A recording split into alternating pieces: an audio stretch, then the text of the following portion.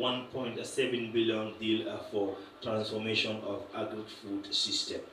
That is a massive development project coming up here in this country. So those are the lead stories on the front pages this afternoon. Be reminded that you are listening to the daily broadcast live on King FM. My name is Alhagie Fatty with you.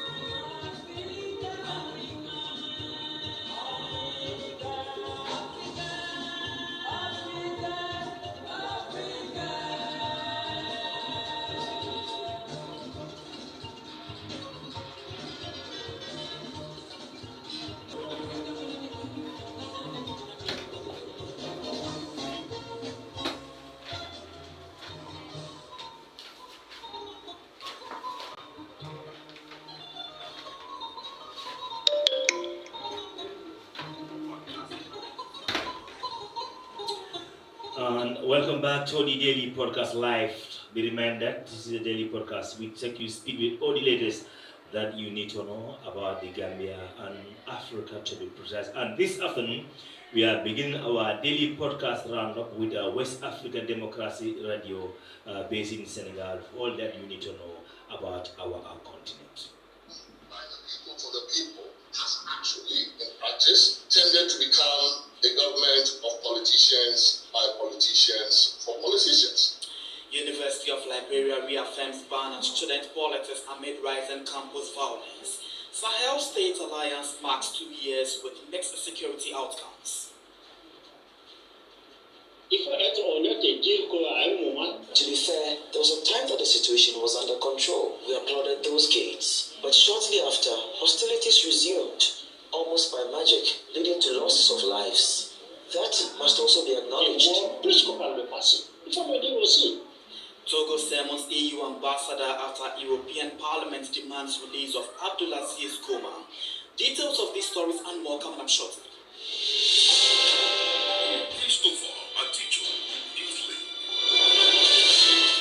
Many thanks for joining our broadcast and a warm welcome to our listeners within and beyond the sub-region.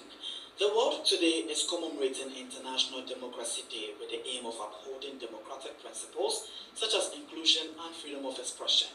This year's theme, ensuring effective governance of AI at all levels, highlights the growing importance of artificial intelligence in shaping democratic processes and governance nationwide or worldwide.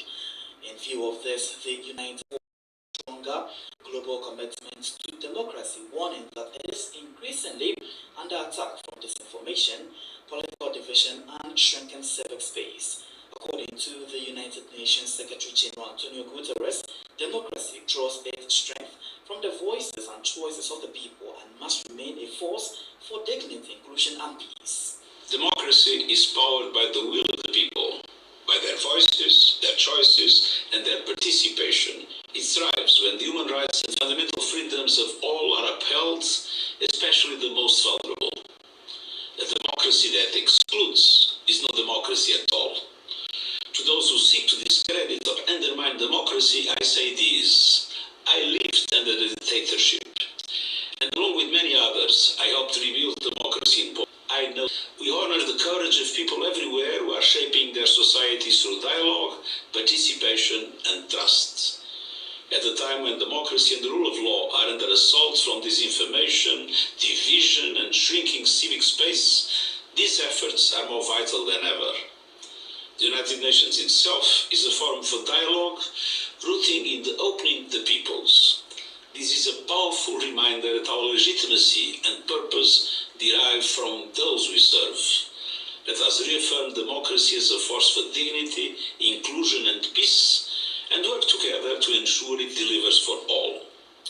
United Nations Secretary General Antonio Guterres, meanwhile, speaking in Accra, Ghana today during the launch of a report by the Open Society Foundation's OSF titled Analysis of the Nexus Between Democratic Governance and Economic Justice in Africa. The Executive Director with the Center for Democratic Development, CDD Ghana, and Chair of Ghana's Constitutional Review Committee, Professor H. Kwesi Prempeh, expressed worry about the declining principles of democratic practices in Africa. So the politicians want your vote, not your well-being, right?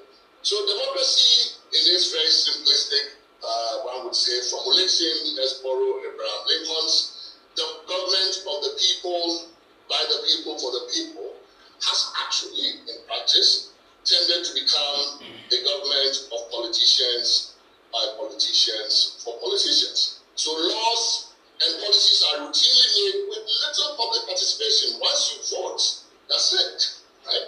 Another 4, 5, 6 years, you have a seat and be a spectator practically, right? Critical natural resources and state assets are contracted away under certificates of urgency, bypassing public consultation and engagement. And as we are reminded, if you are not at the table, you are likely to be on the menu. So if you're not participating in the key decisions, away from matters of democracy and to the Sahel, tomorrow, Tuesday, September 16, 2025, will mark 2 years since the creation of the Alliance of the Sahel State, AES.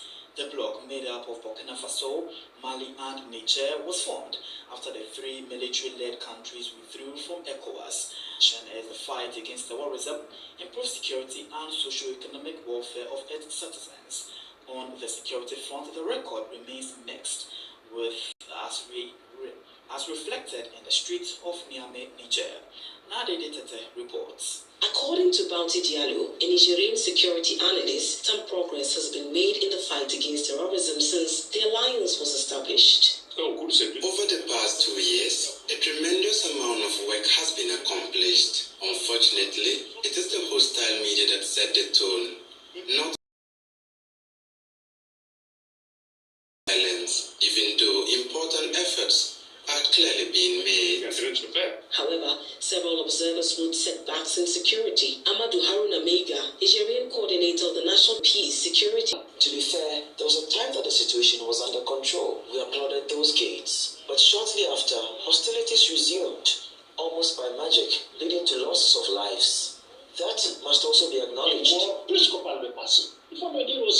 For many citizens, concern still lingers. Bashir Ganda, a resident of Niamey, says insecurity continues to cast a shadow 2 years after the alliance's creation.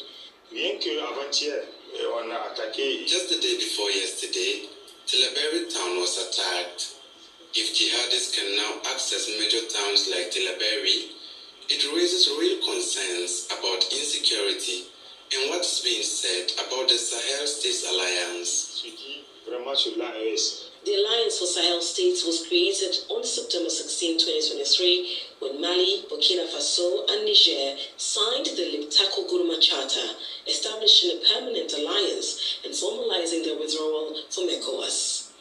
Niamey's correspondent Mutala Suberu's report, and presented by Nade Tete. In Togo, the Ministry of Foreign Affairs has summoned the European Union Ambassador to Lomé, following a resolution adopted by the European Parliament demanding the release of Abdulaziz Goma, an Irish citizen. Goma has been in detention since 2018 on charges of conspiracy against the internal security of the state and the criminal association. He is accused of participating in a banned opposition protest in December 2018. For the Togolese authorities, the European Parliament resolution amounts to blatant interference in a matter considered strictly judiciary and sovereign. Emo Edet has the details in this report. The resolution by the European Parliament denounces what it describes as the arbitrary detention, acts of torture and unfair trial of Goma, who has now spent 7 years in Lomé civil prison. Members of the European Parliament, MEPSA, demanded the annulment of his 10-year prison sentence handed down on February 3, 2025 by the Lomé Azize Court. Goma is an Irish citizen of Togolese origin. The European Parliament based its decision on the opinion of the UN Working Group on Arbitrary Detention, which described the case as symptomatic of serious democratic backsliding in Togo, linked to the 2024 constitutional reform. The government's reaction was swift. On Friday, Foreign Affairs Minister Robert Ducey summoned EU Ambassador William Siri Jones to denounce what he called blatant interference in a purely judicial and sovereign matter. According to Ducey, Togolese justice independent and in line with international standards applied the law without undermining the accused's rights. He noted that Goma had access to appeal and medical follow-up as confirmed by the National Human Rights Commission, CNDH. For Lomé, the European Parliament's resolution violates the principle of non-interference enshrined in the UN Charter and undermines the separation of powers. Goma has been on a hunger strike since August 27, 2025 to protest its detention conditions. And that Civil War Dragos report from Lomé presented by Imo Edits. More stories coming up on West Africa Democracy Radio. Newslink continues. Let me take you to Liberia at the moment, where the University of Liberia is facing renewed scrutiny after a recent surge in student violence prompted the Board of Trustees to reaffirm its decision to suspend all student political activities on campus. The move comes in response to disruption to academic life and ongoing clashes between students and the security personnel. According to a statement released by the Board of Trustees, incidents on September 1 and September 11 of this year resulted in disturbances at the Capitol Hill and Federal campus. The board has directed the university's administration to immediately suspend all students involved in these incidents pending a thorough investigation in accordance with the student handbook. The university's administration is under pressure to restore calm and ensure a safe and conducive learning environment for all students. WAD House correspondent Abraham Parker reports. This latest decision has left civil society groups raising concerns about the state of higher education in Liberia and the challenges universities face in balancing freedom of expression with the need for order and safety. The suspension of political activities has sparked a debate among students and faculty, with some arguing that it infringes upon their rights to organize and express their views. The Student Unification Party says the Board of Trustees is operating illegally as its tenure has since expired. Speaking on the matter, Odysseus Moba, Secretary General of the Student Unification Party, said the student political group is now bothered about the decision and has promised to be active on its campuses. So we are sick and tired of the consistent marginalization of the students of the University of Liberia. Do you know what we go through? No one is concerned. They will take the street of politics. They see us as those responsible for the taxing on the campuses of the University of Liberia. If we say morning will be protesting, there will be a consistent protest. The reason we reach a point they say the president must leave the university, they will based on all these camps. We have been pushed to the wall. We have addressed these diplomatically and nothing has been achieved. The issue of infrastructure cannot be addressed. Processes are not available. Students are living on extreme circumstances. You say the students are responsible, it means you are not right history. The Student Unification Party of recent has raised issues about the post-state of the university and at the same time called for the resignation of the university's president. For Newslink on WADR, Abraham Parker, Monrovia. In Mali, an envoy escorting fuel tanks was ambushed on Sunday morning on the Kai-Bamako highway between Lakamani and Kainera. The attack, claimed by Al-Qaeda-linked militants from a group for the support of Islam and Muslim, left several tankers bent after fighters set them ablaze. The Malian army says it responded forcefully and has launched swiping operations in the area. It is also urging the population to remain vigilant while assuring its commitment to securing Bamako-Dakar corridor. The incident comes just days after the army reported successfully escorting Senegalese fuel tanks without incident, an effort praised by Mali's truck drivers union, which has also called for stronger government 100 billion CFA for both countries. In Ghana, President John Dramani Mahama, through the Foreign Minister Samuel Okudzeto Ablakwa, has called on Ghanaians who fled the recent conflict in Benyeri in the Savannah region to return home, assuring them that calm has been restored in the area. The Foreign Minister, who visited Koro in Côte d'Ivoire to assess the living conditions of displaced Ghanaians disclosed that the security has improved with more than 8,000 people already returning home. He urged the over 5,000 still in Côte d'Ivoire to follow suit. The ethnic clashes between the Gonja and Berifo communities in the Savannah region claimed at least 31 lives and displaced nearly 50,000 people. Over 13,000 fled to Côte d'Ivoire and about 1,000 into Burkina Faso. Relief efforts are ongoing, but aid agencies warn that conditions remain dire, with urgent need for shelter, food, and other medical care. Minister Blakwa further announced that 6 million CFA funds has been donated to Ivorian government to support the displaced Ghanaians. He stressed that the welfare and safety of all Ghanaians worldwide remain a priority for the Mahama administration. The message from President Mahama is that they should come back home. They should look at the situation with those who have returned. They are safe. They have not been compelled to run back here. About 8,000 of them have returned and they are doing well. I was with them earlier when we drove through the communities and they are doing fine. So I've been assuring them that they should not be afraid. They should go back. President Mahama is expecting them to come back home. So we expect the latest census we did, 5,309 still here, and we expect all of them to return.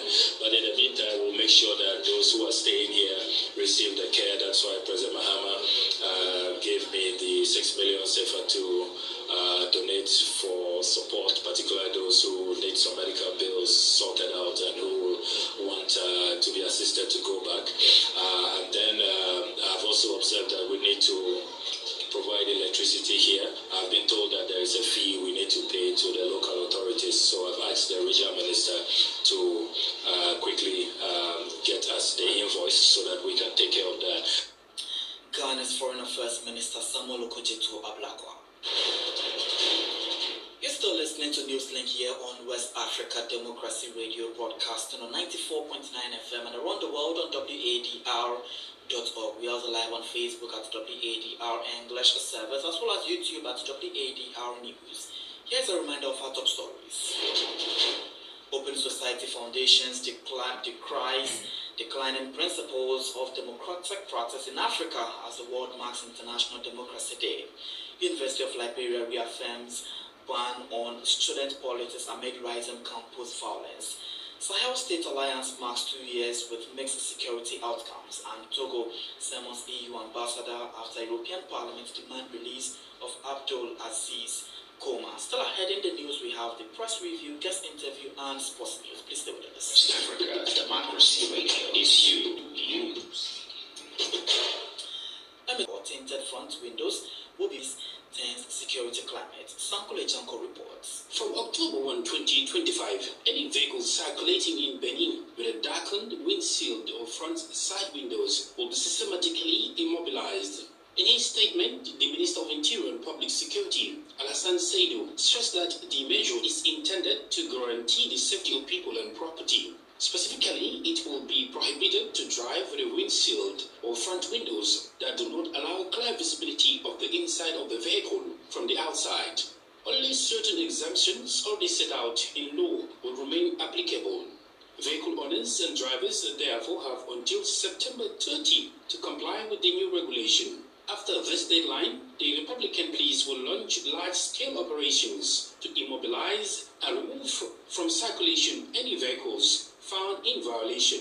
In recent months, Benin has faced growing insecurity, particularly from armed terrorist groups operating in the north. Authorities say the new measure is part of broader efforts to restore order and safety ahead of the 2026 general elections. That's Sankole Janko with a report filed in by Cotonou correspondent Aziz Adam Sole. This is the newspaper review. Stay abreast and find out what the top stories are in your country. This is the newspaper review. The newspaper review. For the press review, let's join Osman Omar from Nigeria for the updates. The Guardian newspaper reports a very blunt message from foreign affairs cycles. Nigeria will not be forced to follow world powers as it charts its foreign policy course. This is a stance underscoring Abuja's desire for an independent diplomatic posture in a shifting global order. Quotes senior officials stressing Nigeria's right to pursue national interest in international forums. Staying with governance, Leadership newspaper says the federal government is taking Nigeria's campaign for a seat on the International Maritime Organization Council right to New York and, of course, to the United Nations, and then an effort that is aimed at securing stronger representation for Nigeria's shipping and maritime interest on the world stage. Vanguard also highlights a new Faith Foundation finding. Business startups in Nigeria have fallen for the third consecutive year. The trend analysts blame on persistent harsh economic conditions that are discouraging new entrepreneurs. The editorial pages call for targeted reforms to revive new business creation. Now, from the banking sector, the Nation newspaper reports that commercial banks raised 2.5 trillion capitalization and funding drives. That's about $16.13 billion US, a significant figure, as the central bank presses for stronger capital buffers in the sector. The development has been framed as both a show of confidence and a necessary step as lenders position for tougher regulatory expectations. Daily Trust newspaper carries green front page coverage of a Lagos building collapse in Yaba. Rescuers have recovered bodies and saved survivors after a three-story structure under construction gave way, underlining persistent concerns about building standards and enforcement in fast-growing urban centers. Those are the papers for today, as I now hand you back to the studios. Thank you very much, Osman Omar, for the press review. Politics, analysis on major news, social... Of the daily podcast roundup with DW for that massive roundup across the continent. And be reminded, you are listening to the daily podcast live coming to you from King FM 94.7 with me, Alhagie Fatty. A short break and we'll be back.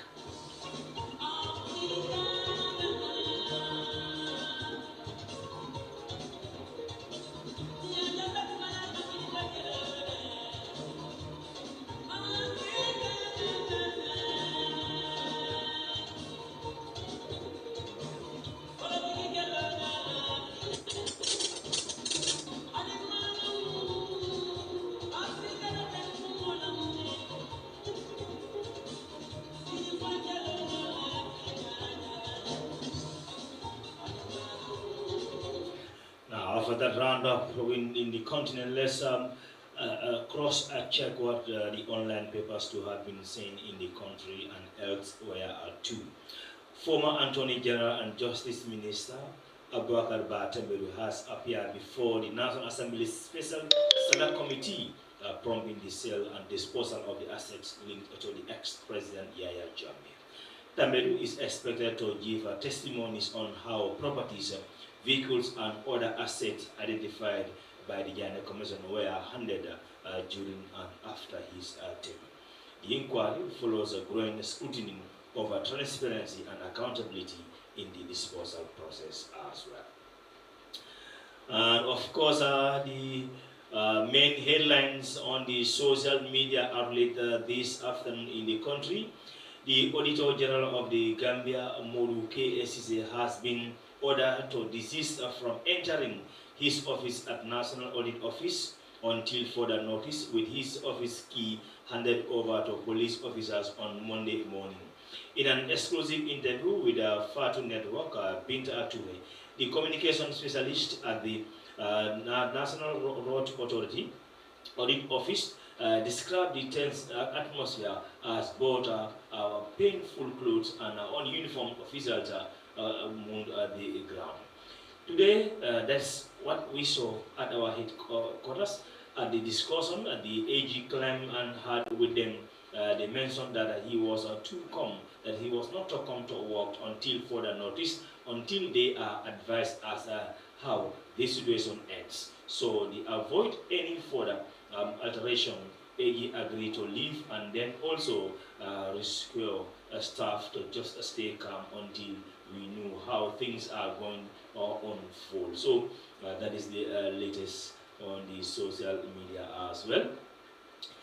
The Gambia's Ministry of Agriculture has rejected claims it has abandoned farmers in crucial agricultural regional following allegation of neglect.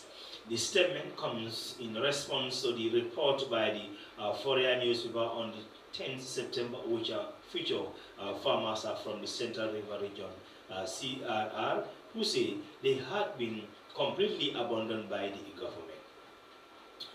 And of course, global music star Akon has arrived in Papua New Guinea ahead of the landmark concert marking the country's 50th independent anniversary. The performance set for 17 September at the Sir John Goods Stadium in Port Moresby is expected to draw thousands as part of the nationwide Golden Jubilations present. Organizers say the event will highlight national pride and unity through the music. And of course, as we said, those were the stuff. And then we have one article from the PPP executive. The People's Progressive Party, PPP, has issued a strong condemnation of a new law that significantly increased the cost of political participation in the Gambia, warning it creates a plurality where only the wealth can govern. In a statement, PPP leader Usman Madike Fall said the law would erase political party registration to $2 million and simply increase nomination fees for elections. Strike that very unpleasant foundation for the democracy. The newly enacted law risks reversing the legacy by creating a system where leadership is determined not by vision, service, or trustworthy, but by wealth. Fall stated, "This is not democracy. It is really not a democracy." He also mentioned that. So those were the roundup on the other side of this. Let's look at Asia.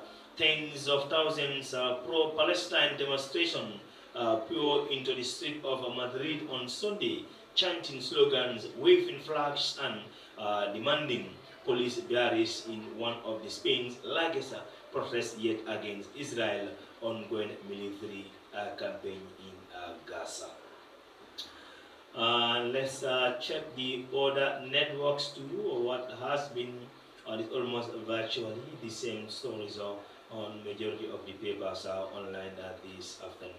But let's try to, as we said, Janet Commission, which was established by the Barrow government in order to put perspective into the dealings, the financial dealing of the ex-government James regime.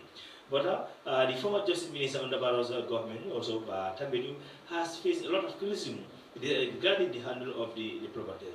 Is live with the National Assembly Stellar Committee for this. Let's join them.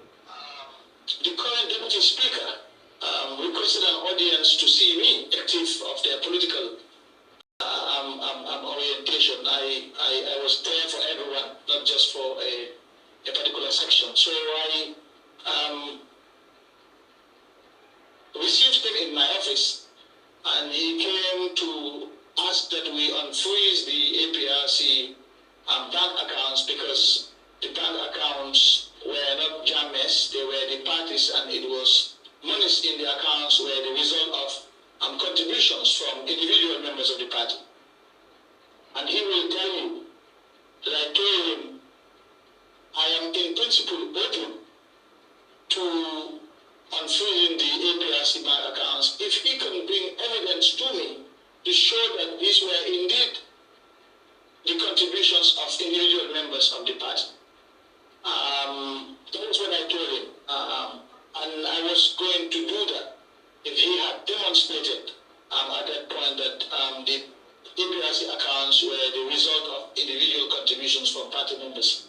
He never came back or produced that evidence, and so the account remained frozen. Just to illustrate that we were open to dealing with people fairly. So what we did, we took a default position and froze all, and then on a case-by-case basis, when people make claims that we thought were meritorious, then we reacted to those claims. So that's what we did to ensure fairness.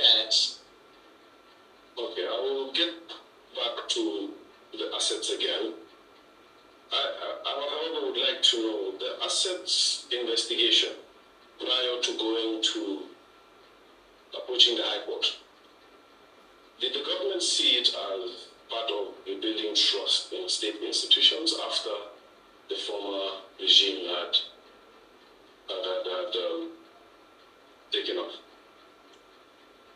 I wouldn't want to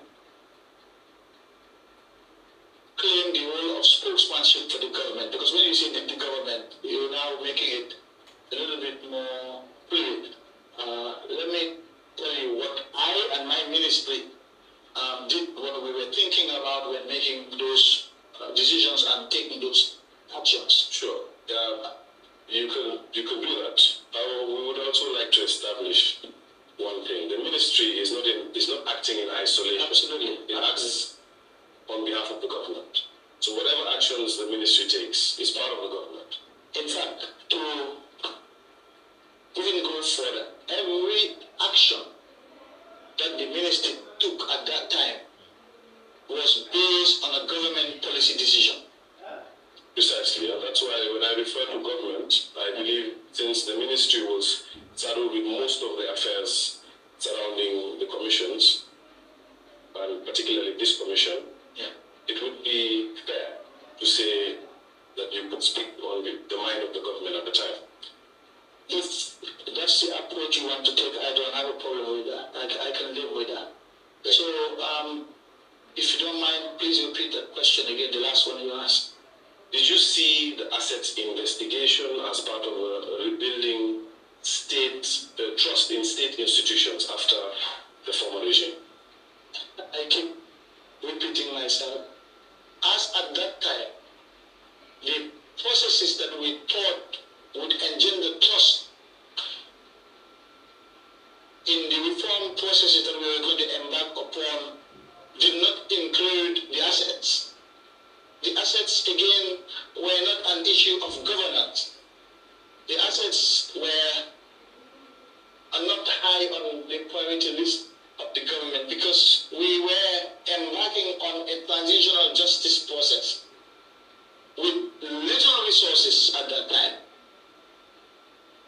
And so our priority was to devote those little resources to the most urgent and most pressing matters of state, particularly governance, because the whole idea of the change of government to change the governance architecture, and we didn't take our eye off that ball, and that's our focus. Fewer resources, you have to prioritize your activities, and that's what we did at that time, and the assets were not high on our priority list. So the issue of engendering trust wouldn't even arise insofar as the assets were concerned, because we wanted to engender trust for the more pressing matters of governance. And I can elaborate on some of these activities if you want. That's fine. I believe you have alluded to them. The security reforms and... There's a whole host of them. The TRC, etc. The CRC, quite a lot. Yes. But for some strange reason, despite all those pressing issues, this was the first initiative of your ministry. It was the first major activity in our transitional justice process. Yeah, indeed. Absolutely. So how do we reconcile that? It was a when you have a whole host of activities to do, notwithstanding the fact that an activity may not be high on your priority list, but if it's a low-hanging fruit, if it's something you can settle very quickly and get it out of your way while you focus on other things, you do that. You do that, and that's what we did in the case of the commission. Now that's interesting. It was a low-hanging fruit. However, your testimony here also alludes to perhaps the unpreparedness, for lack of a better word. I'll give you a minute. What is it? Go ahead. My co-counsel said that I must say sorry to you. But, are you that much better? No, go ahead. I'm fine. Oh, that's fine.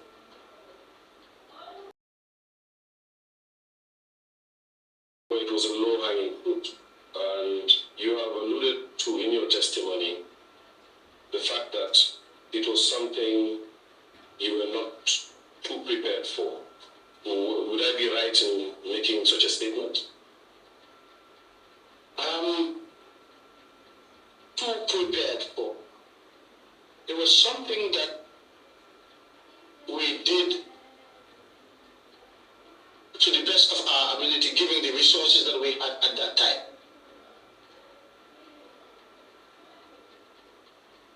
You know, we had a witness here the other day that said, you can say that again. And I would like to ask, in hindsight, do you believe the ministry was ready or the government was ready to undertake this task?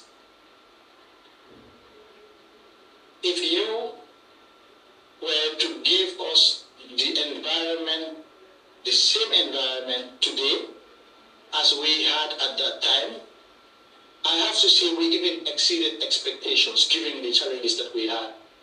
Now, in today's Gambia, where things seem pretty settled, if you gave me that task, I would do it differently.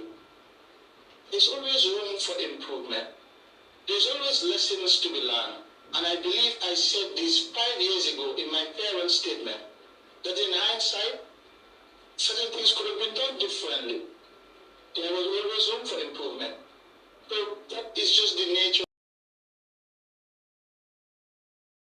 It's good to have self-reflection and to admit that no system is perfect, that there's always room for improvement. So if I were to do it today in this environment, I would do it differently. You would have a much improved version of events. But if you were to transpose that same environment today, I would do exactly what we did then, because that was what we had at that time.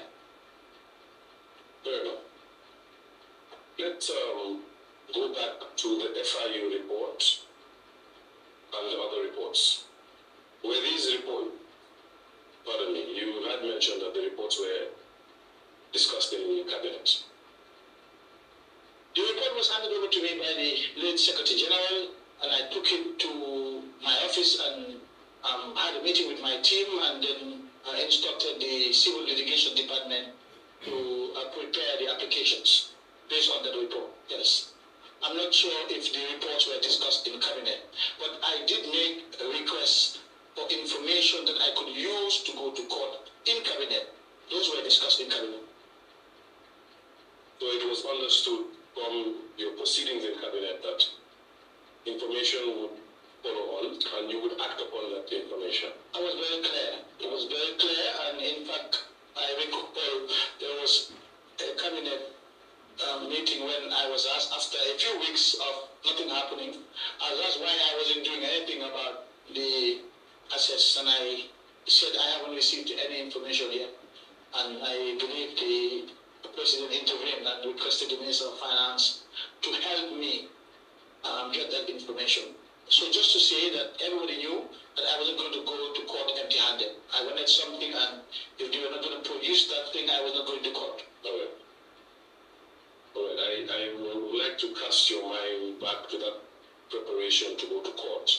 But before that, were there any meetings after you received the report from FIU and the various other reports, but before you proceeded to file the suits in the High Court? Any meetings where? Anywhere. Within my ministry, your ministry, in cabinet, stakeholders? No, at that point, there were fewer meetings in cabinet on this issue. So it was a question of implementation now. And so, obviously, I had meetings with my senior management. I recall certainly having a meeting with the former Solicitor General and some members of the Civil Litigation Department, because when I received the information, I summoned this meeting at the ministry. I was the one who personally raised the issue of the implications of a freezing order, i.e. I wanted to avoid as much collateral damage as possible. There were ordinary citizens who were working in these companies that the former president owned, who were earning a living from these companies. And if we were to impose a blanket freeze on these companies and the assets, all of those people will be out of work. And the businesses will be shut, and that's the end of the story until a determination is made subsequently as to what to do. So, in consideration of those people, I told my team to see how best we can freeze these assets and then entrust these companies, a sector, to a third party who will continue the business and allow these people to continue their work while the government decides what to do subsequently. And the civil litigation came back to me with a proposal. They came out. That was Ba Atembedu facing the National Assembly's Select Committee regarding the asset of the former President Yahya Jammeh. Still with the daily podcast, before we go, Ibrahim Adiba, Deputy National Organizing Ahmed Bensouda as a potential presidential candidate, insisting that his position is a personal opinion and not an act of disloyalty. In a leaked audio, exchange with a fellow party member, Mr. Diba urged UDP to prioritize candidates' capability of winning election and improving the lives of Gambians. Still with our daily podcast, let's try to see what is also happening in the another commission, especially the local government commission, where this afternoon Talib Ahmed Bensouda also is appearing there for more than 7 times. But this time, this afternoon, they are talking about the case involving the CEO, the former CEO, Senator Martin. But as we said, every good thing must come to an end. So, breaking news: the paramilitary officers just arrived at the National Audit Office, with the Auditor General is addressing the media. So those were the circumstances. Let's just hear that one before we leave this platform regarding the latest on that one as well.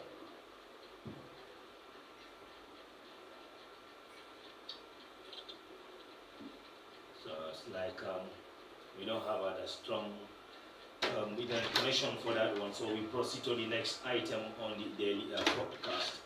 Be reminded that you are listening to the daily podcast with me, Alhagie Fatty, and we take our final break, and when we come, we take you to the next one.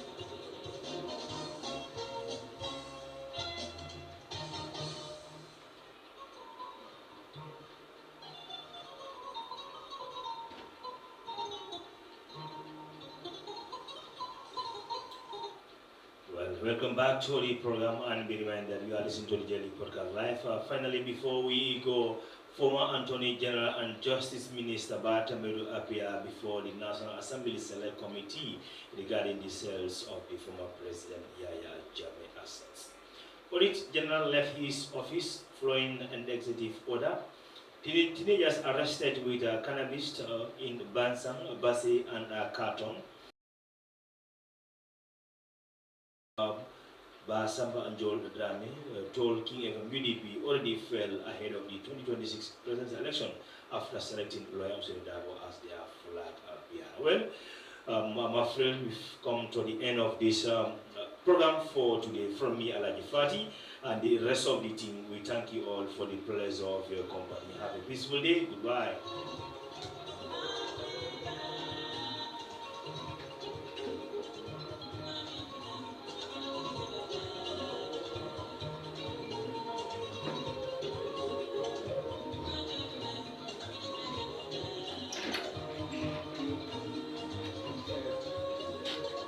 So when I play audio, what do you do?